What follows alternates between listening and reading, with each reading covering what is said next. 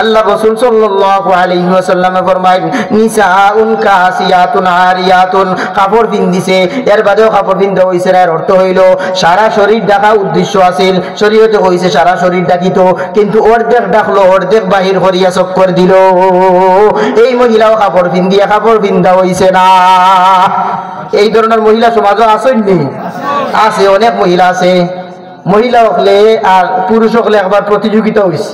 এটা স্কুলে আমরা মাদ্রাসাত নাই, কারণ মাদ্রাসাত তো মহিলার সাথে পুরুষের কথাবার্তা নিষেধ। এখন পুরুষে কইন বেশি সরম হইল বেঠাইন তোর, আর মহিলা কইন না না, মহিলা হলো লজ্জা বেশি, প্রতিযোগিতা। এবার অনেক কিছু হওয়ার পরে স্যার দিন মাস্টার সাহেব দিন তাই দলিল দিলা, কইলে দেখো আপনারা যতজন মহিলা এই স্কুলের মধ্যে আসেন সবার কিন্তু পেট ফিট আমরা সামনে দেখা, কিন্তু আজকে পর্যন্ত কোনো স্যারের পেট ফিট আপনারা দেখছেন নি? আপনারা মাতেন না দেখি কথা ঠিক? মহিলাগুলোর পেট ফিট দেখা যায় না নি?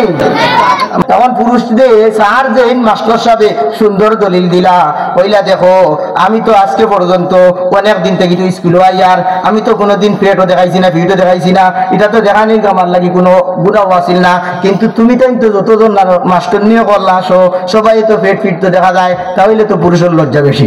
বেটা বাস আসলে কিন্তু মহিলার লজ্জা বেশি হওয়ার কথা। এই কারণেই তো শরীয়তে হইছে সারা শরীর ঢাকা থাকতো, কিন্তু মহিলা বেহায়া হওয়ার কারণে এই অবস্থা ঘটছে। যেই লজ্জা পুরুষের থাকার কথা নাই, পুরুষের চেয়ে মহিলার থাকার কথা, কিন্তু সেই লজ্জা পুরুষের আছে, কিন্তু ওই মহিলা বেহায়া হইছে। বেহায়া হওয়ার কারণে লজ্জা সরম উঠিয়া গেছে।